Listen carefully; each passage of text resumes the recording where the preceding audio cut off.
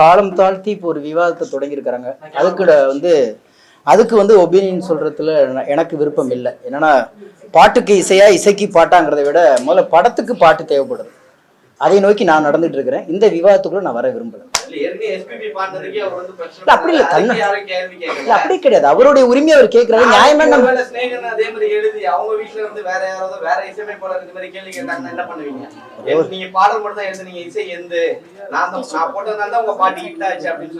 அதுக்கு நீதிமன்றங்கள் இருக்கு. அப்படி இருக்கும் பொழுது இன்னும் நீதிமன்றங்கள்ல நீதி உயிரோட இருக்குங்கிற நம்பிக்கை இருக்கு.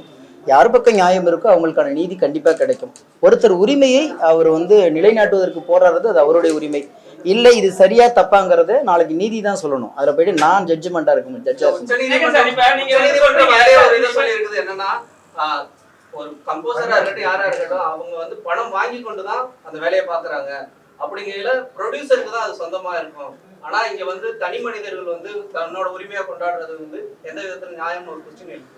ஏன்னா எல்லாருமே காசு வாங்கிட்டு அந்த வேலையை பார்க்கல, அப்ப அது ப்ரொடியூசருக்கு தானே சொந்தம் அப்படிங்கிற கொஸ்டினே உச்சநீதிமன்றம். இல்லை, ஏற்கனவே வந்து ஐபிஆர்எஸ்னு ஒரு ரைட்ஸ் நிறுவனம் ஒன்று இருக்கு. உலக அளவில் வந்து இசையை எப்படி பயன்படுத்துறாங்க, அது யார் யாருக்கு போயிட்டு அந்த உரிமை வரணும்னு ஒரு பெரிய ஒரு கட்டமைப்பு இருக்கு. அதன் அடிப்படையில் தான் இன்னைக்கு வந்து ராஜா சார் வந்து அந்த உரிமையை கோர்றாரு. அதில் உள்ள நியாயம் அல்லது அதில் உள்ள விவாதங்களை விவாதித்து தான் முடிவெடுக்கிறது சொல்லியிருக்காரு. நீங்கள் சொல்ல நியாயமானது. ஏன்னா பணத்தை போடுறது வந்து தயாரிப்பாளர் தான். ஆனாலும் இங்கே ஒரு சிஸ்டத்தை உருவாக்கி வச்சிருக்கிறாங்க. ஏற்கனவே ஒரு பாடல் மீண்டும் மீண்டும் ஒழிக்கப்படும் பொழுது அது யார் யாருக்கெல்லாம் போய் சேரணும், ஓன் கிரியேட்டர்ஸ் யார் அப்படின்ட்டு அந்த பைலாவிலே இருக்கு. அந்த புரோட்டோகால் இருக்கிறதுனால வேண்டி அதையோடைய அடிப்படையில் தான் இன்னைக்கு வந்து அவங்க கேஸ் போடுறாங்க. அது இன்னும் ஒரு தீர்வுக்கு வரலை. வரும்போது தான் அதை பற்றி சொல்ல முடியும். ஏன்னா ஒரு வழக்கோ ஒரு விவாதமோ நீதிமன்றத்தில் இருக்கும்போது அதை பற்றியான தீர்வுகளை தனி மனிதராகிய நாம வந்து முடிவு பண்ணுவது தவறாக இருக்கும்னு நினைக்கிறேன். நான் கண்டிப்பாக என்னுடைய உரிமையை நான் பறிபோகும் போது நான் குரல் கொடுப்பேன். ஆனால் அதை எடுத்துட்டு போய் நீதிமன்றம் வரைக்கும் போராடுறதுக்கான வலு உள்ளவர்கள் போராடிட்டு இருக்கிறாங்க. வாய்ப்பு வரணும்னு சொல்லி காத்திருக்கிறவங்க எங்களை மாதிரி ஆட்கள் அமைதியா இருக்காங்க. அவ்வளவுதானே தவிர அவங்களுடைய உரிமை வந்து நிச்சயமாக எல்லா இடத்துலையும் அது யாருக்கா இருந்தாலும் சரி, அது தயாரிப்பாளராக இருக்கட்டும் அல்லது பாடலாசிரியர் இருக்கட்டும் இசையமைப்பாளர் இருக்கட்டும், அவங்களுக்கான உரிமைக்காக போராடுறாங்க. அதுல எவ்வளவு நியாயம் இருக்குங்கிறத நீதிமன்றத்துல விவாதத்துல இருக்கும்போது நம்ம அதை பத்தி சொல்றது வந்து முறையா இருக்காதுன்னு நினைக்கிறேன்.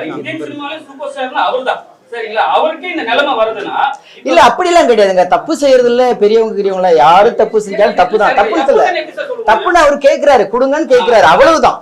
அது தப்பா சரியாங்கிற நீதிமன்றம் சொல்ல போகுது. நீங்க பெரியாளா இருக்கிறாரு அவரை கேள்வி கேட்க கூடாதுங்கிறதோ அல்ல கேள்வி கேட்கிறாருங்கிறது தப்பா இருக்கு. யாரா இருந்தாலும் என்ன கூட நான் ஒரே ஒரு நிறுவனத்தை தான் அவர் கேட்கிறாரு. ஏன்னா என்னுடைய பாடல்களை இந்த நிறுவனம் உபயோகப்படுத்துது, என்கிட்ட ஒரு வார்த்தை கேட்டுக்கலாமே, ஒரு அனுமதி கேட்கலாமே. ஏன்னா இப்ப ஒன்னே ஒண்ணுங்க, உங்க வீட்டுக்கு நான் வரது முன்னாடி உங்க முகவரி கேட்கறேன்னா இல்லையா? உங்கள்கிட்ட ஒரு அனுமதி கேட்டுதானே உங்க உள்ளூருக்குள்ள வரேன். சொல்லாம நைட்டு வந்து கதவு துண்ணா எங்க என்கிட்ட கேட்டு வர மாட்டீங்களான்னு ஒரு வார்த்தை கேட்பீங்க இல்லையா? அவ்வளவுதான் இங்க பிரச்சனையே. என் பாட்டை நீங்க உபயோகப்படுத்துறீங்க, என்கிட்ட ஒரு வார்த்தை சொல்லியிருக்கலாமேன்னு கேட்கிறாரு. அது எந்த அளவுக்கு எதை அடிப்படையில் வச்சு கேட்கிறாருன்னா அவர் தொடுத்த வழக்கிலையும் கொடுத்த அறிக்கையிலையும் அல்லது அவர் போட்ட கேஸை வச்சுதான் நம்ம முடிவு பண்ண முடியும். வெளியில இருந்துகிட்டு ஒரு நதிக்கரையில உட்காந்துட்டு நதிக்குள்ள என்ன இருக்கு நம்ம கணக்கு போடவே முடியாது. அது போடுறதும் தப்பு. நம்ம பேசுறீங்க இல்ல, நீங்க மறுபடியும் அந்த கட்சி போறீங்க. முதல்ல இது காலம் தாழ்த்தி போன இது காலம் தாழ்த்தி போன ஒரு வழக்கு, சரிங்களா? இது ஏற்கனவே கடந்த 40 வருஷமா 20 வருஷமா பேசிட்டு இருக்கிறாங்க. நான் பெருசா நீ பெருசான்னு பேசிட்டு இது அவங்க 2 பேரும் சேர்ந்து முடிவெடுக்கணும். எங்க இந்த காழ்ப்புணர்வு தொடங்குச்சு நமக்கு தெரியாது. வேடிக்கை பார்க்கிற மனிதர்களா இருக்கும். தொடக்கத்திலே நான் இல்ல சார், இல்ல தொடக்கத்திலே நான் யாரு உருவாக்கவே முடியாது. பாடல் எழுதுனா மட்டும் தான் உருவாக்க முடியும். ஒரே ஒரு விஷயம், எழுத்து எவ்வளவு ஒரு கவிஞனுக்கு முக்கியமோ அதே போல இசை ஒரு இசையமைப்பாளனுக்கு முக்கியம். நல்லா புரிஞ்சுங்க. அப்படி கிடையாது, நீங்களா பேர் வைக்கிறீங்க. இப்ப கூட சொன்னேன், பாட்டுக்கு இசையா இசைக்கு பாட்டாங்கும் போது நான் படத்துக்கு பாட்டுன்னு போறேன், என்னை விட்டுருங்கன்னு சொல்றேன். நீங்க ஏன் என்ன ஒரு பக்கம் சாய்க்க ட்ரை பண்ணிட்டு இருக்கீங்க? என்னை ஒரு பக்கத்து ஆளாக பார்க்க முயற்சிப்பதற்கு நண்பரே, என்னை ஒரு பக்கத்து ஆளாக பார்ப்பதற்கு முயற்சிப்பதே முதல் குற்றம், சரியா? அதை எப்போதும் செய்யாதீங்க. நடுநிலைமையாளர்கள் என்பது ஒரு தராசுக்கு 2 தட்டு இருக்கு. அந்த 2 தட்டையும் காலியா வச்சுட்டு சரியா இருக்கான்னு பார்த்ததுக்கு அப்புறம் எடையை போடுங்க. எதுல வந்து எடைக்கல் வைக்கலாம், எதுல பொருளை வைக்கலாம்னு. நாம நோக்கமே இவருக்கு பேசுவார், இவருக்கு பேசுவார். முதல்ல இந்த மனப்பான்மையில இருந்து ஒரு தட்டை கேள்வி கேட்கறதே நிறுத்திக்கணும். அதுதான் நல்லது. இருக்கு சார், பாடல்கள் பொறுத்த வரைக்கும் இருக்கு சார். என்னன்னு கேட்டீங்கன்னா, ஒரு பாட்டு ஒழிக்கப்படும் பொழுது அதுலேருந்து வர வந்து அந்த ரைட்ஸ் காப்பிரைட்ஸ் வந்து தயாரிப்பாளருக்கு எவ்வளவு, இசையமைப்பாளருக்கு எவ்வளவு, பாடகர்களுக்கு எவ்வளவு, பாடலாசிரியருக்கு எவ்வளவுன்னு சொல்லிட்டு ஒரு நாம்ஸ் போட்டிருக்கோம். அதுபடி இப்ப எல்லாத்துக்குமே ரைட்ஸ் வந்துகிட்டு இருக்கு. அதை மீறி சம்பந்தம் இல்லாமல் இன்னும் ஒரு வியாபாரத்துக்கு, இப்ப இளையராஜா சார் பாட்டை வந்து ஒரு வியாபார நோக்கமா தான் நீங்க எடுத்து பயன்படுத்துறீங்க போது எல்லாரும் சும்மா அந்த அந்த படத்துல அந்த காட்சியில எடுத்து வைக்கிற பொருளுக்கு கூட காசு கொடுக்குறீங்களே, அப்ப என்னோட கற்பனையும் வந்துட்டு போகுது. என்கிட்ட குறைந்தபட்சம் அனுமதியாவது கேட்கலாமேன்னு கேட்கறது வந்து எனக்கு தப்பா தோணல. ஆமா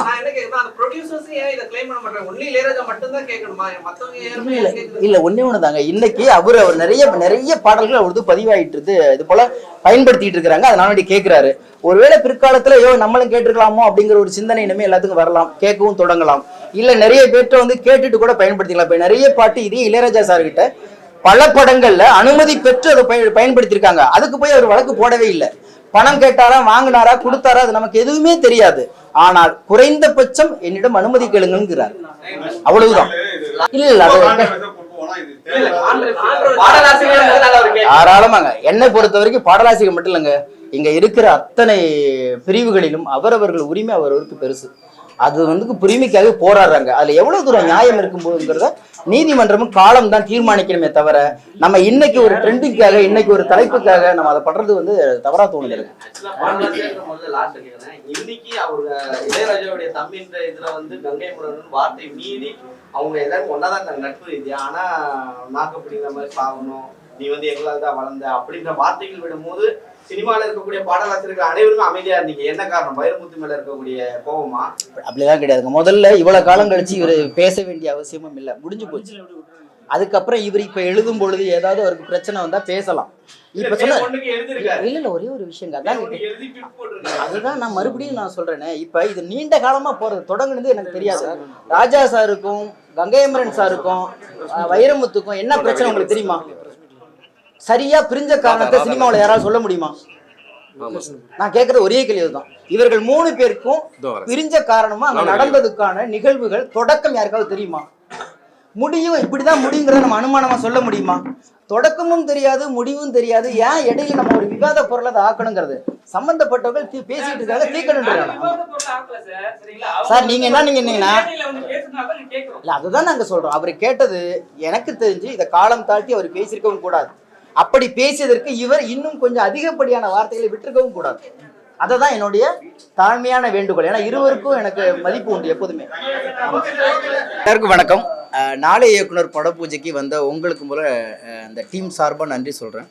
அதே நேரத்தில் இந்த டீமில் நானும் இருக்கேங்கிறது எனக்கு ரொம்ப பெருமையாக இருக்குது. காரணம் என்னென்னு கேட்டிங்கன்னா, நிறைய பெரிய படங்கள் பண்ணலாம், நிறைய பெரிய பெரிய நடிகர்கள் கூட சேர்ந்து நம்ம வேலை பார்க்கலாம். ஆனால் இந்த சினிமாவுக்காக வேண்டிய தன்னுடைய வாழ்க்கையை பாதி அர்ப்பணிச்சுட்டு எங்கேயுமே அதுக்கான இலக்கு கிடைக்கலைன்னு சொல்லி திரும்பி போன ஒரு சில பேரில் திரும்பி மறுபடியும் அந்த இடத்துல வந்து நான் இயக்குனராக தான் ஜெயிக்க முடியல, ஆனால் என்னால் வந்து ஒரு இயக்குனரை உருவாக்க முடியும்னு சொல்லிட்டு மறுபடியும் இந்த படத்துக்கு தயாரிப்பாளராக வந்த யோகராஜ் செபஸ்டின் அவர்களுக்கு தான் நாங்கள் நன்றி சொல்ல வேண்டியிருக்கிறத. நான் இவர் உதவி இயக்குனராக இந்த மண்ணில் மிகப்பெரிய போராட்டத்தை சந்திச்சுட்டு இன்னைக்கு அங்கேருந்து அந்த இடத்துலேருந்து வேறொரு இடத்துல போய் இன்னைக்கு மிகச்சிறந்த ஒரு தொழிலதிபராக கல்வியாளராக இருக்கார்.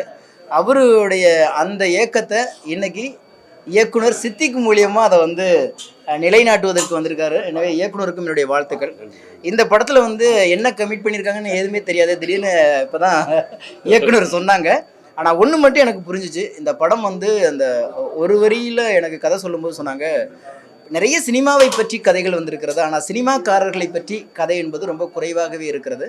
அதுவும் இந்த படத்தில் ஒரு பெரிய சேலஞ்சாக என்ன பண்ணுறாங்கன்னா, இயக்குனர் அப்படின்னு ஒரு கதாபாத்திரம் இருந்துச்சுன்னா ஒரு இயக்குனரே வரார், பாடலாசிரியர்னா பாடலாசிரியரே வரார், ரியல் இன்னைக்கு யார் அந்த தொழில் செஞ்சுட்டு இருக்கிறாங்களோ, நடிகர்னா நடிகரே வராரு, தயாரிப்பார்னா தயாரிப்பாளரே வராரு. இப்படி லைவாக இன்னைக்கு இந்த சினிமாவில் தான் செய்கிற அந்த தொழில், அந்த கலைஞர்கள் அப்படியே இந்த படத்துலையும் பிரதிபலிக்கிறாங்க. அப்படி ஒரு கதை அமைப்பை வந்து ஒரு தயார் பண்ணி வச்சுருந்தது ரொம்ப ஆச்சரியமாகவும் இருந்துச்சு, ரொம்ப அழகாகவும் இருந்துச்சு, புதுசாகவும் இருந்துச்சு. பரவாயில்லையே, கலைஞர்கள் கூட சேர்ந்து நம்ம வந்து கதை விவாதம் செய்வதோட திரை விவாதம் செய்யலாம் அப்படிங்கிற ஒரு எண்ணம் தோன்றியதுனால கண்மூடித்தனமாக என்ன வேணாலும் பண்ணலாம் இந்த படத்தில் அப்படின்னு சொல்லிட்டு இந்த பட பூஜையில் கலந்துக்கிட்டேன். எனக்கு ஒரு ஆப்பர்ச்சுனிட்டி இதில் கிடைச்சல நான் ரொம்ப நன்றி சொல்கிறேன். நிச்சயமாக நல்ல படமாக இருக்குங்கிற நம்பிக்கை எனக்கு இருக்குது. இந்த படத்தினுடைய பூஜையில் கலந்துக்கிட்டதில் உங்களை போல் எனக்கும் ரொம்ப மகிழ்ச்சி. சித்திக் சார் வந்து சொன்ன மாதிரி கால் பண்ணி பேசினார்.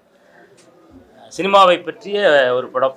அதில் வந்து ஒரு முக்கியமான ஒரு கதாபாத்திரம், ஒரு நகைச்சுவை கதாபாத்திரம். அது அண்ணாச்சி தான் நீங்கள் எனக்கு பண்ணி தரணும் அப்படின்னு சொல்லி கேட்டாங்க. அதுக்கு முன்னாடி நம்ம ப்ரொடியூசரும் ரொம்ப நாளைக்கு முன்னாடி சொல்லியிருந்தாங்க, அண்ணாச்சி நம்ம படத்தில் கண்டிப்பாக இருக்கணும் அப்படின்னு. அவங்களுடைய அன்புக்காக கதையை கூட நான் இன்னும் முழுசாகவே கேட்கல. ஒரு சினிமா கதை அப்படின்னு மட்டும் ஒரு லைன் எனக்கு தெரியும். மற்றபடி முழு கதைகள் எனக்கு, நானும் உங்களை போல் அதை தெரிஞ்சுக்கிட்டு நடிக்கிறதுக்கு ரொம்ப ஆர்வமாக இருக்கேன். கடின உழைப்பாளி சித்திக் சாரும் சரி, நம்ம ப்ரொடியூசரும் சரி, கடினமான உழைப்பாளிகள். ஏன்னா அவங்களோட கொஞ்ச நாள் அப்படியே ட்ராவல் பண்ணும்போது தான் அதை நான் முழுமையாக தெரிஞ்சுக்கிட்டேன். அதில் நம்முடைய ஸ்நேகன் சார் இருக்காங்க, நம்ம தம்பி கூல் சுரேஷ் இருக்கார், மாஸ்டர் தீனானா இருக்கார், இன்னும் நிறைய தொழில்நுட்ப கலைஞர்கள் நிறைய பேர் இணைந்து அவருடைய உழைப்பில் உருவாகிற இந்த நாளைய இயக்குனர் கண்டிப்பாக ஒரு மிகப்பெரிய ஒரு வெற்றி படமாக அமையும் அப்படின்றதுல எந்த சந்தேகமும் இல்லை. அதை நீங்கள் தான் வெற்றி படமாக மாற்றி தரணும்.